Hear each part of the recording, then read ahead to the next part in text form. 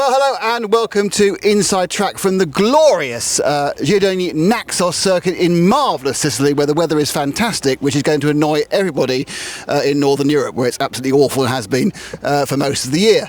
I'm joined by the great and the good of the 1/8 GT and GTE fraternity. We have mechanics, we have referees, we have a couple of very accomplished racers. And I'm going to start with Adrien Berton. First of all, Adrien, you have just had your first experience of racing a 1/8 GT IC racing, the mechanics race, which you absolutely dominated. How was it? It was good. I drove just time to learn the track, learn the car as well. I drove GT pretty much in EP because it's where I'm working for the development of the product. But regarding the nitro, it's more complicated. It's definitely a class of its own, and for sure not easy. It looks easy, but it is not at all. As a former world champion in another IC event, the 1/10 IC, which I suppose is in many ways the most similar to this as you move up the IC, what are there a lot of similarities between 1/10 IC and the 1/8 GT, or are they very different beasts? No, it's completely different. I think this looks more like probably a touring car driving. You can't load the car into the corner, and it's definitely a specific drive. You can't. 1/8 driver probably will feel that the car he could need to push it more. It's basically the mistake I was also doing during my driving. I had to adjust myself, but it's definitely very technical. It has a lot of. I think it's very interesting. I was thinking that in commentary, actually, the people who perhaps might find this the easiest transfers over would be 1/10 EP touring car drivers. Is it a similar drive to that sort of? I would think so. I don't have much experience in EP drive, especially the 1/10. I drove it a couple of times. But yes, you need to let the car roll, driving tight, not to overshoot the corner, especially the way you have to deliver the power. It's difficult to give to power the wheel turn, which what you can do, especially in 1/8 on road. So it's definitely, I would say, this class, and probably maybe the buggy driver as well. I think some good buggy driver also could have a good result in this class. Some guy called David Ogaro had a go once. Alessio, you are. You've entered. Hello, guys. Hello. You also have a background in IC touring cars and IC 1/8 and the foam IC. How different is it going from foam to rubber tyres? For sure, you need to put more power on the tires. More power you can get on the tires, more grip you have. And also the car usually feel a lot the temperature of the track. More temperature you can put on the tires, more grip you have. The car is more stable, more traction. The difference is pretty high. You can have also 1 second difference between cold tires and hot tires. So all the works to have a good setup is to find a good balance of the temperature of the tires. And what do you find is the difference between obviously apart from the obvious, but just the emotive, between the way you would drive the electric version or the IC version? Electric version, so both cars are similar to large scale to drive. In general, is the closest. I never drove, but I can imagine. Is the large scale, and for sure, EP car, you have to drive more aggressive because you need more temperature in so less time. So you need to find the temperature immediately after 3-4 laps. So you push hard more, but you cannot use all the throttle because the car is crazy fast on the straight and crazy fast on the bottom. So you have to drive. It's really difficult for me. It's really difficult to find the good line between push on the tires, but to drive super clean when you use the throttle and not spin, because spin is to reduce the temperature of the tires. So you have to find the right grip. Is very hard. Nitro is more easy to drive. The nitro difficulty is to find a setup that the car feel free on the corner. You need steering, but to feel the speed on the corner, and it's important to not start from zero out of the corner. So you need to reduce to brake early to touch the throttle before. So, and the 7 minutes for sure. I'll just pass this over to Natalia. Natalia, you are, I believe, a GT8. That's it. That's what you do. You are Mr. GT8. Is that fair? No, that's right. I actually started with GT in 2010, and then I raced almost every year GT. I did some races in 110 EP, 110 buggy, but other than that, almost GT and GTE every time. Yeah. What is it you think? What is it that makes you gravitate to this class so much and think it's the class to be in? My opinion, GT is a funny class. At the beginning, it started like a class for everybody. So it was like a buggy, but with GT wheels. And so it was for buggy drivers who want to go on a tarmac track. Now it's very, very different from what it started at the beginning. But in my opinion, it's funny because if you go like in 1.8 or 1.10 EC track, you are very, very, very at the limit with everything. Here you are at the limit, but there is more space for drivers maybe to have fun and to be also there with the fast guys and enjoy the race with them. I was walking around the paddock and having a look at some of the cars and also see some of the releasing. It seems that very, very quickly these machines have absolutely gone to the nth degree of development. Do you think they're already quite near the top of the development path? They've taken all the cues from touring cars, all the cues 1/10 nitro, even some of the cues from large scale. Yeah. And they just look fabulous, the machines. They've just suddenly got to that point, haven't they? Yes, the development is really on point within this class because every manufacturer is really pushing a lot. Because in my opinion, like in 110 and 1.8 EC track classes, the development is on top, but you arrive at the point where the development is right there and you can't go further. Maybe some small changes. But here in GT, there is a lot of space for many changes. And also, since the category is pretty young, you can develop a lot and you can try different things from also other classes, what the people are doing in other classes, and trying to do that in this class. So yes, the development is continually going on, and in my opinion, in few years they will be even more faster and maybe easy to drive from some drivers. Yeah, it seems that there's always a black art in RC cars, and it seems that from obviously what Alessio was saying, the black art appears to be the tyres. Is it? You know, this makes it sound like an F1 conversation, just about the tyres, the tyres. But do you agree that because you've got these rubber tyres, you know, unlike foams, which kind of are there or they're not, does it make it more important to always think about the black bits that are touching the road? Yeah, tires in this class are the most important part, in my opinion. How Alessio said, arriving temperature with the tires and being competitive also in the long runs, because you have to do a lot of rounds of qualifying, control practice and semi-final with few sets of tires is really crucial. So the funny part also about GT is that you have to be strategic in the pits, taking decision how you want to save tires, how you want to shoot the new set, or if you just want to warm up tires during qualifying. So in my opinion, that's also a good and funny part about GT class. So you could pass over to the referee. So you have been historically one of the EFRA president, but also EFRA section head. I mean, how have you seen the growth of this class amongst the other IC classes as such, really? Well, this class, as we say here, has been developed so fast, and I think that putting the limits on this kind of class with the rubber tires and the strategy as an SSA, I think is important, and to keep those limits, I think is a good thing. When I started with GT, just starting with in IFMAR races, and EFRA copy-paste the rule, and then we continue development, but I think that 7 minutes is a key part, and also keep the issue of the tires also is very important. And as a referee, they seem like quite big square cars. I've noticed it. Do you think is it an easy class to referee? It seems to me that there's a lot less incident than we often see. Is that GT8 cars, or is it just the track that's making it easier? To me, well, really, the difference to be a referee in this class is the track. It's a small track, would be more difficult, of course. I always normally start the decision with 112, so everything is easy after that because it's a good training. But I think it's not really important. The class in the referee issues is more the track. So this is a small track. Tomorrow we'll see when the pressure coming up. Let's see what happens, especially in the start in any sub final or final. But anyway, it's always the same. It's try to keep the pressure, and do you need to understand what is the driver feeling, and driver are competing, but in general, in this class and the other class, top driver and in general all drivers know how to do it, and for us it's not a big issue. Thanks, Javier. So a quick question. Obviously, you're wearing proudly the Corsa-Tech shirt. You are an engine manufacturer.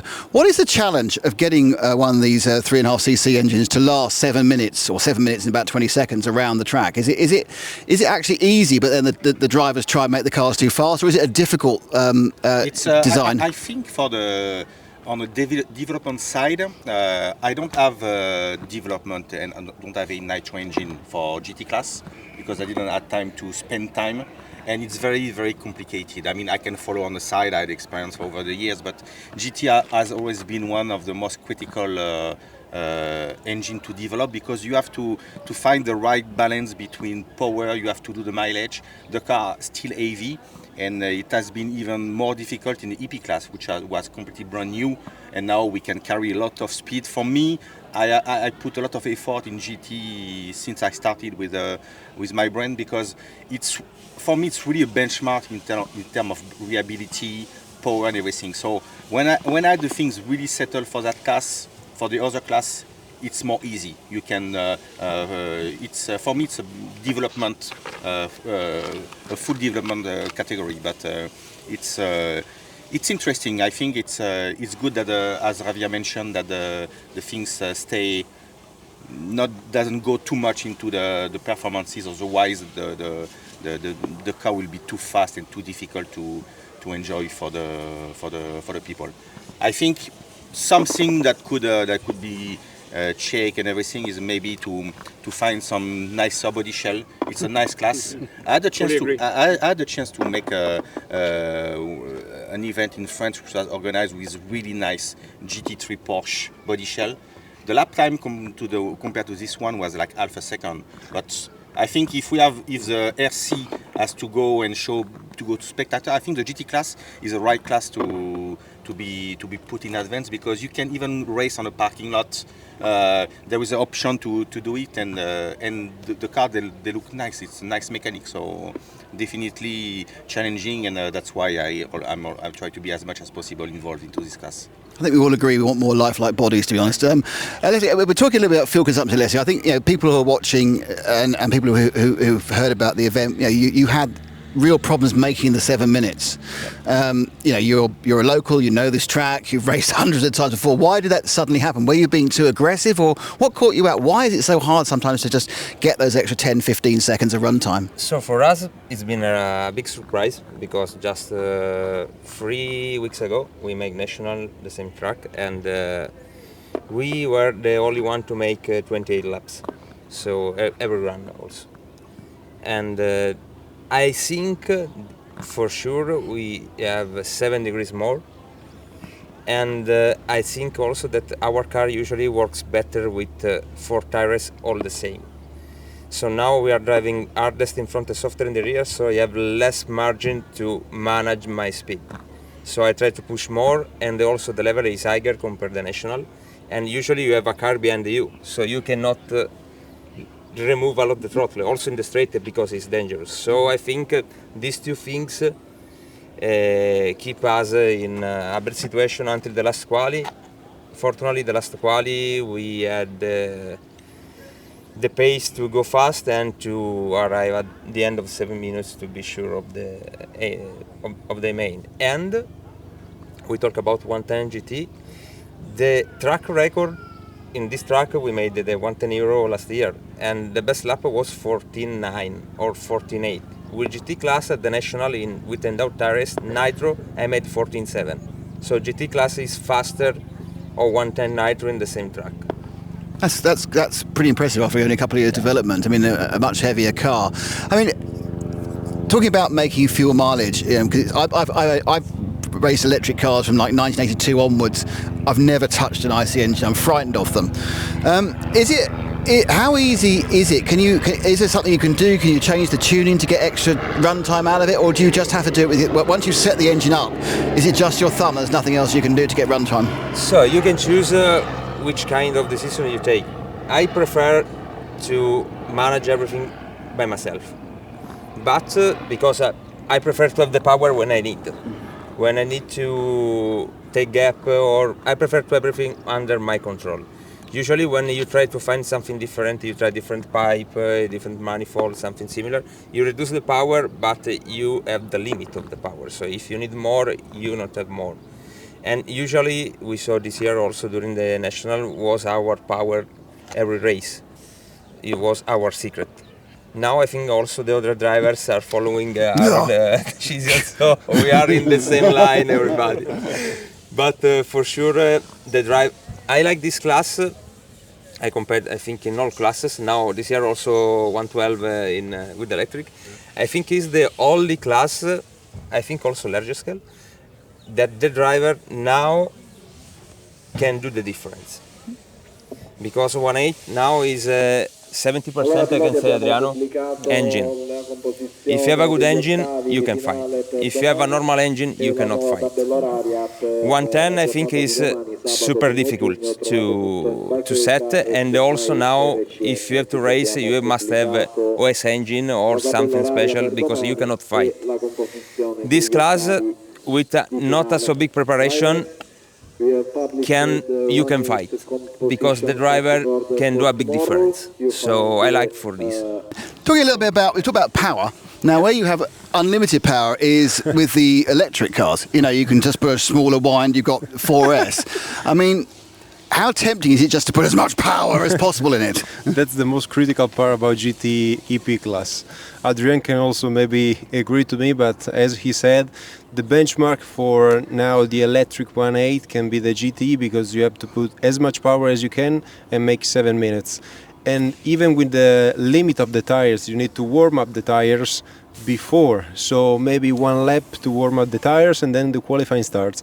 In fact, if you maybe see at the lap times of today, the first 4 or 5 laps are higher, and then you start to go faster until maybe mid-quali when you are on point. So also for us it was critical to warm up tires before, during control practice, and it's all related to the strategy that I was telling before. So it's very critical to make the minutes with the electric, but most of all it's critical to drive at the beginning, because, for example, my driving style is like full throttle. And if I drive full throttle in this class, I will finish at 5 minutes, I think. So it's a really big difficult for me, but at the same time, when you find a way to drive it, as Adrian said, it's like a 110 EP touring car. You just leave the car into the corner and then you push more outside of the corner. Yeah, I didn't realise. I kind of thought much like 1/8 e-buggy, you came off the track with loads of battery left. So you're actually running the batteries the whole way down during the race. You mean the battery? So you're using all the milliamps. Yes, you run all the milliamps.